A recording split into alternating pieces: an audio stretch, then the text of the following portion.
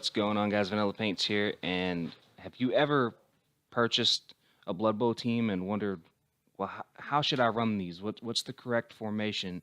Or if you've recently bought Skaven and maybe you're looking for a formation to kind of run on offense and defense, well, this is the video you want to see. I'm the head coach of the Skaven Blight Scorchers. We went undefeated in Season 1. That's 18-0. And I'm going to share with you guys some of the tips and tricks that I use with my Skaven on the field in hopes that you guys can take this stuff and apply it into your league and maybe get a little bit more insight into how these Skaven operate and how much field they can cover. So we're going to jump right into that, and I'll see you over on the board. All right, guys, so here we are. We are at the pitch. For those of you that are interested in how I made this pitch, I will be covering this in a later video. For now, we're just going to cover the Skaven, their movement, and try to just focus on the generalization of a Skaven team. And hopefully, there'll be some useful information here that you can apply in your own league. So when you look at this formation, you immediately notice that there's 3 linemen on the line of scrimmage. We have a rat ogre behind the center lineman. We have blitzers on the outside edge of the line of scrimmage. And then we have 2 gutter runners in each wide zone. And the thrower is 7 tiles off the line of scrimmage. And that's important, and we'll cover that in a second. So when you look at this formation, there's one thing that you should see off the bat. There is nowhere for your opponent to move without having to dodge. This becomes important, especially if you are playing defense and they're receiving the ball. The goal of this formation is to force your opponent to start throwing blocks early to even attempt to move that ball. And while you are a Skaven team and you are frail, generally you don't want to take hits. But your movement's so high that if you can tangle them up, right there around the line of scrimmage, you have a lot of options on players who can step up, make a play, pop that ball loose. And Skaven are already really good at scoring in 1 to 2 turns. So we're trying to capitalize on that skill. Now, the thrower in the back, his position becomes important on defense and offense. They come with a movement of 7, and if you look, 1, 2, 3, 4, 5, 6, 7. The positioning that he's holding right now allows for him to move anywhere in that backfield that ball might land and pick it up. Since he's the only player on the Skaven roster that comes with sure hands as soon as he's hired, generally, he's going to be the guy that you're going to want to pick the ball up with. So having him in that tile allows him to pick that ball up from virtually any location. Also, it allows him to play the position as a safety, and that will become important when you are on defense and you're trying to shift things around to kind of control the zone. He comes with strength 3, so against most receivers and runners, he's going to be able to throw a 1-die block. Now, when we get to this area right in here, this is a very tight line of scrimmage. You see the spacing, but I'm going to explain what makes this a very tight bond. You'll see that the rat ogre is playing the position of a middle linebacker, and our blitzers on the outsides, they're 1 off the line of scrimmage. That is only to prevent them from getting tangled up. Now, if your opponent wants to tangle them up, we're forcing them to step up into a tackle zone, which is also going to tie them up on their next turn. The goal is for these blitzers to kind of play the role of a safety, and think of it as like a zone defense. So on both of these blitzers on the outside, they're going to step up into this area over here, or this area over here, and our rat ogre can give support to the line of scrimmage, or they can step back and cover any of this mid-pitch. Now remember that if you are running a rat ogre with your Skaven team, that you are going to have to deal with wild animal and loner. So if it's possible, try to preserve that blitz for your rat ogre to make it easier for him to move. That way he's moving on a 2-up and not a 4-up. The other thing that you're going to notice about this formation is the gutter runners are paired and they're touching. Now, that's also to provide the spacing right here to make sure that we're forcing a dodge on the ins and outs of the wide zones. But it does one more thing that's very important. If they step up to throw a block against a Skaven, we're forcing them to have to bring 2 players. They're going to have to shut down the assist. Skaven come with a movement of 9, strength 2. So they're not going to take hits very well, and they're not going to be throwing a lot of hits very well.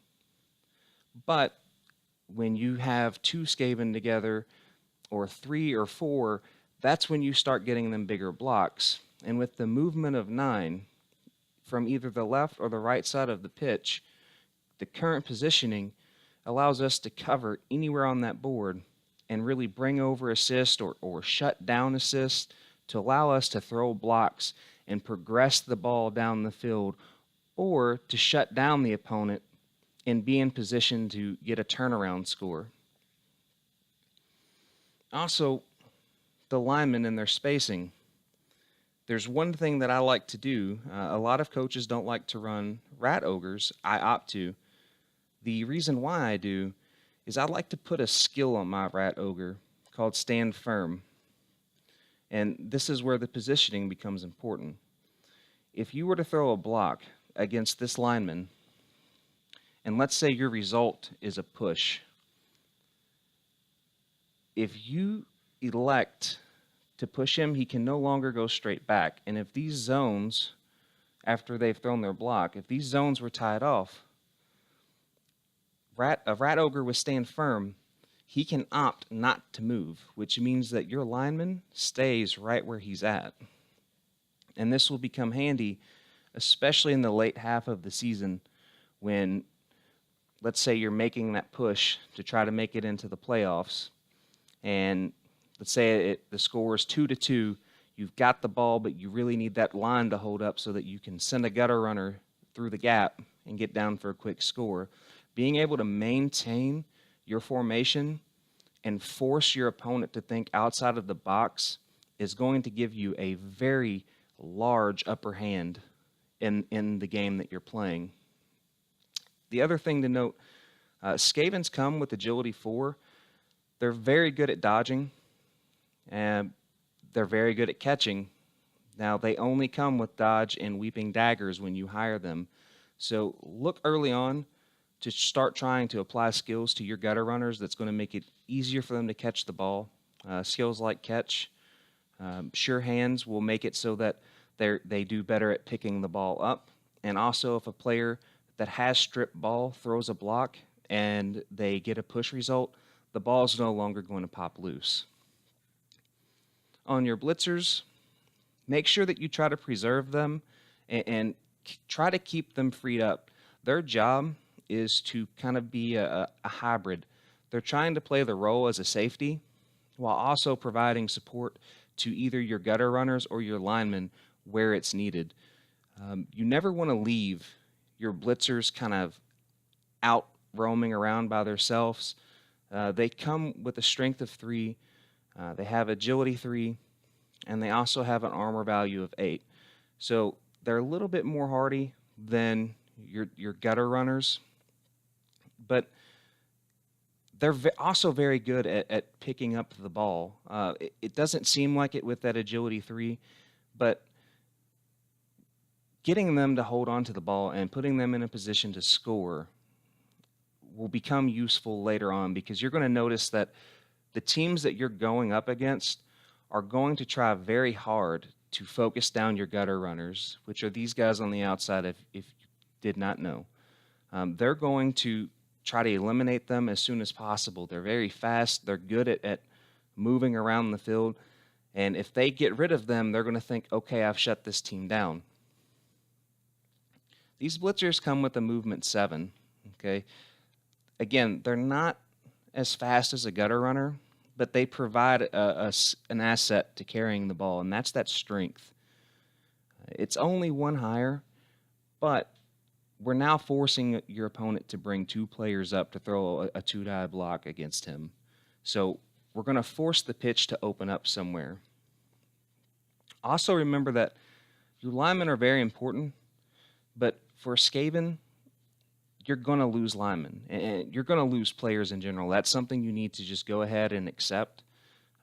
If you're playing Skaven, you're a very frail team, and players are going to die. They're going to get hurt. So it's important in your league that you remember to maintain your bank properly. Don't go crazy buying a whole bunch of stuff that's unnecessary. You're always going to need linemen. They're going to die, and you don't want to be in a situation where you don't have the funds in your treasury to replace these players as they die.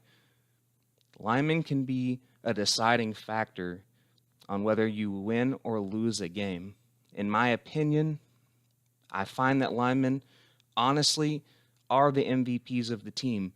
While their job isn't to score, they're not running down, picking up the ball, they're not passing, they're not getting into the end zone. They play an important role. They distract your opponent, and just the thought of knowing that there's a lineman there that is bringing movement 7 to the table, it plants a seed in your opponent's head, because that's a very good movement for somebody who's coming in, movement 7, agility 3, armor 7. They're not going to do anything spectacular, but they're going to get the job done for your other players.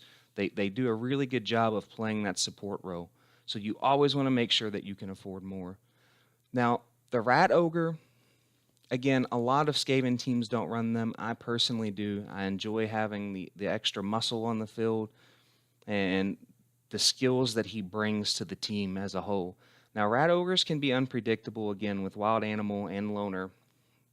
And that's where preserving that blitz comes into play.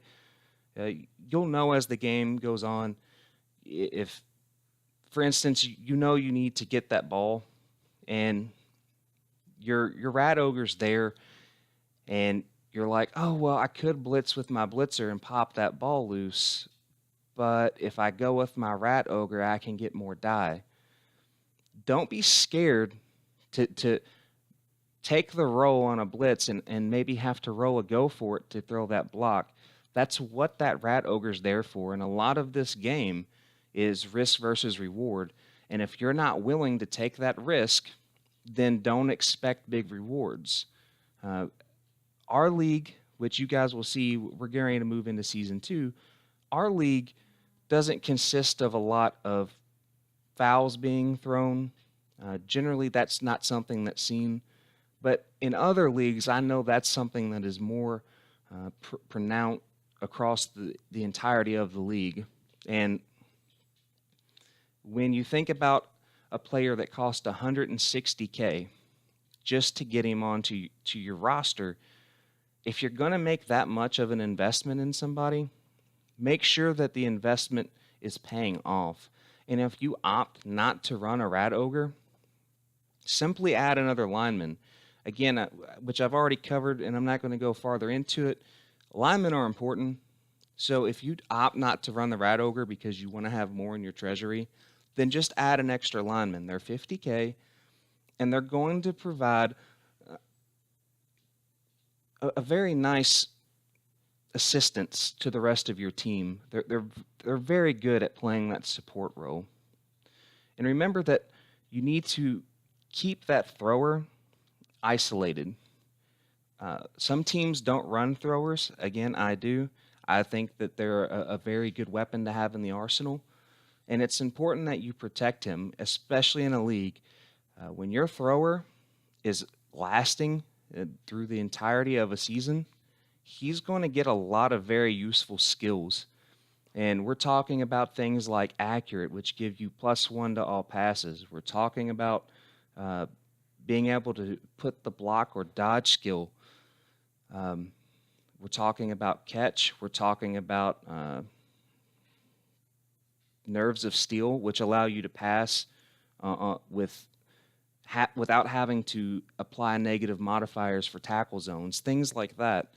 And he's going to become very useful. And once he gets those skills, you're going to notice that it's very nice being able to step him up into tackle zones to shorten that throwing distance and roll and still get your +1 for your accurate, and then accept your positive modifiers from the range ruler.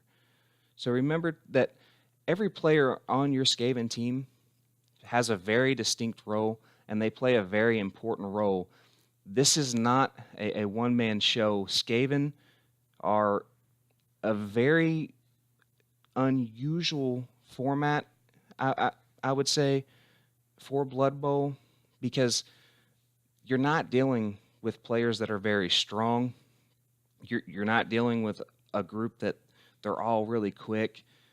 They really feed off of each other. They do really well as a team and not as an individual model. So that's something to keep in mind while you're playing. All right, so there you go, guys. That is the formation that I run. Hopefully you found this helpful.